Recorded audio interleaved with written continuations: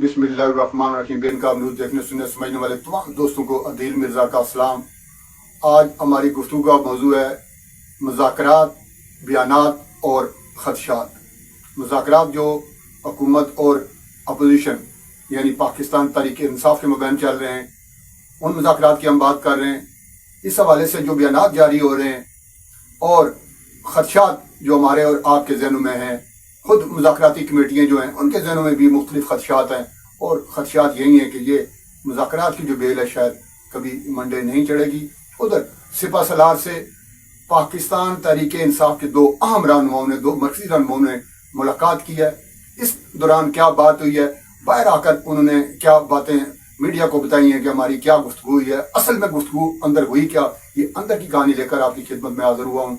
जिन दोस्तों ने हमारा चैनल सब्सक्राइब कर लिया हुआ है, हम उनका तहे दिल से शुक्रिया अदा करते हैं। और जिन दोस्तों ने अभी तक नहीं किया, उम्मीद है कि वो अभी करके शुक्रिया का मौका जरूर देंगे।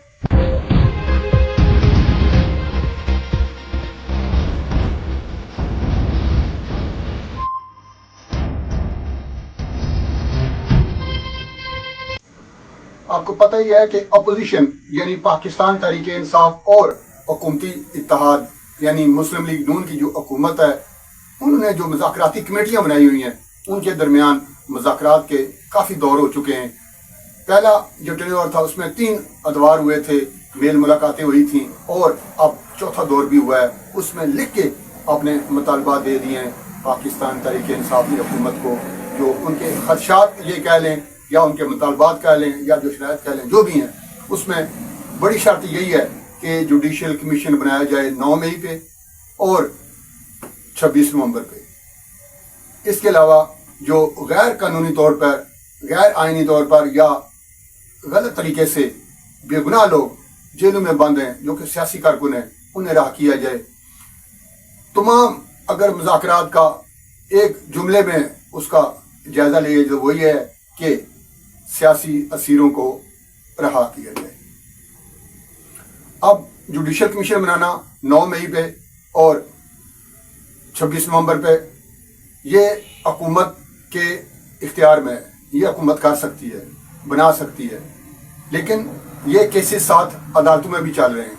क्या जो कमीशन बनाएगा, जो कमेटी बनाएगी, हुकूमत बनाएगी, जुडिशल कमीशन बनाएगा, वो क्या जो हमारे हुकूमती निज़ाम है, अदालती जो हमारा निज़ाम है, उससे क्या वो उस पर वो असरअंदाज हो सकेगा? क्या जो केसेस साल, सवा साल, 1.5 साल से चल रहे हैं, अब नवंबर को हुए भी 2-3 माह हो गए हैं, इस हवाले से भी जो केसेस चल रहे हैं, क्या वो तमाम केसेस रोक दिए जाएंगे और जो जुडिशल कमीशन बनेगा वो नए सिरे से अपना आगाज करेगा? ये सवाल तो बाद में पैदा होंगे। लेकिन ये जो मुतालबा है पाकिस्तान तहरीक इंसाफ का, ये नाजायज़ नहीं है, ये बन जाना चाहिए ताकि दूध का दूध, पानी का पानी हो जाए। और दूसरा, सियासी असीरों की रहाई, ये मुतालबा भी बिल्कुल जायज़ है।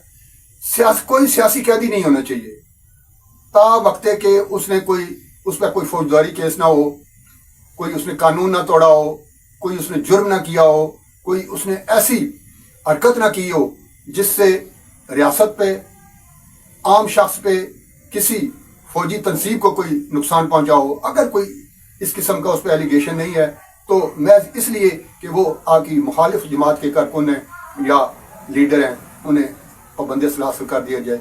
यह नाइंसाफ़ी है, यह मुतालबा भी जायज़ है, इस मुतालबे का भी अमल होना चाहिए। इस हवाले से मीडिया से गुफ्तगू करते हुए मुस्लिम लीग नून की जो मुज़ाकराती कमेटी के एक अहम रुकन है इरफान सिद्दीकी ने गुफ्तगू की है, और उसी नशिस्त में राना सनाउल्लाह ने भी मीडिया से गुफ्तगू की है। ये इन दोनों की गुफ्तगू सुन लेते हैं ताकि आपको अंदाज़ा हो जाए कि ये जो मुज़ाकरात हैं, ये इनकी कामयाबी के कितने फीसद चांसेस हैं। तो आज अगर 2 महीने बाद भी ये लिस्ट, जिसमें इनका वादा था कि हम आपको लिस्ट देंगे उन लोगों की जिनको हलाक किया गया, आप उनको वेरीफाई करें, आप उनको जो है वो उसके मतलब आप जो है वो जवाब दें। जो मिसिंग पर्सन है उनके हम आपको एड्रेस देंगे, जो ज़ख्मी है उनके हम आपको जो है वो एड्रेस देंगे। आज 2 महीने बाद भी अगर ये नहीं दे सके तो फिर ये जो है वो मास वाइप प्रोपेगेंडे के, झूठ के, الزام تراشی کے جو ہے وہ اور کچھ نہیں ہے.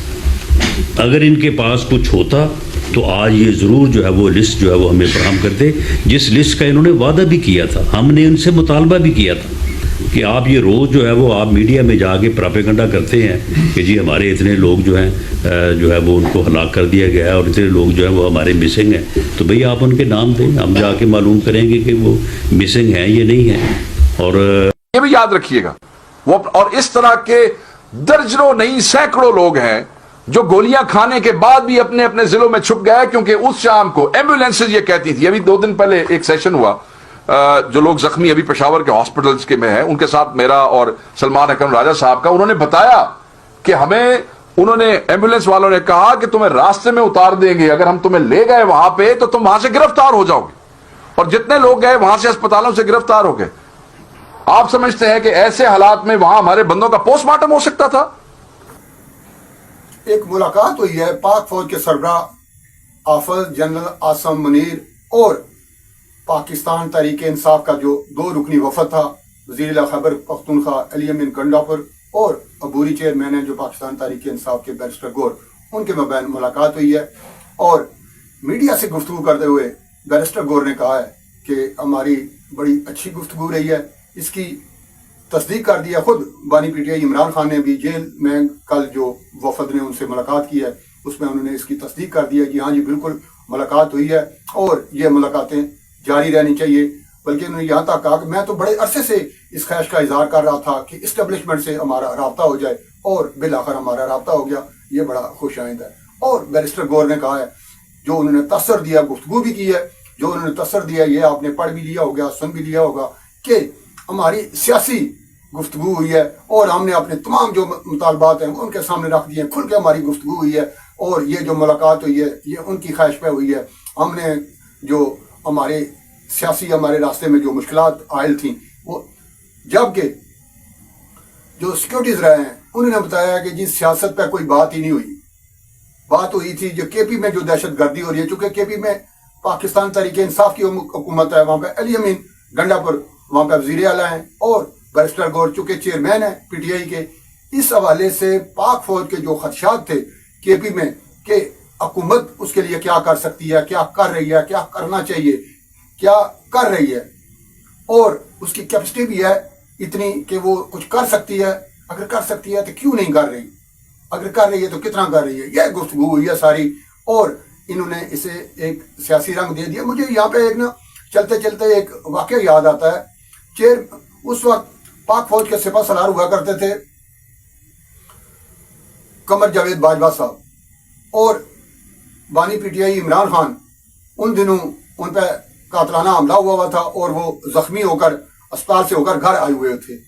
اور جب باجوہ صاحب لاہور کے دورے پہ آئے اس وقت صدر ہوا کرتے تھے صدر عارف علوی. تو عمران خان نے فوراً عارف علوی کو اسلام آباد سے لاہور بلوایا اور انہیں چونکہ ابھی تک وہ چونکہ صدر تھے تو انہیں آرمی چیف سے ملاقات کرنے کا کہا کہ جائیں ان سے ملاقات کریں اور انہیں قائل کریں کہ وہ میری عیادت کرنے کے لیے آئیں زمان پارک. ان دنوں عمران خان زمان پارک ہوا کرتے تھے تو میری عیادت کرنے کے لیے آئیں.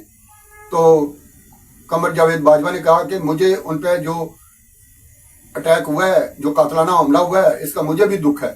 یہ انہوں نے پھول اور پھل بھی کچھ ان کے ہاتھ بھیجے عارف علوی صاحب کے ہاتھ اور اپنے جو ان کا اظہار تھا اپنا ان کے لیے ہمدردی کا اس کا بھی وہ انہوں نے اظہار کیا.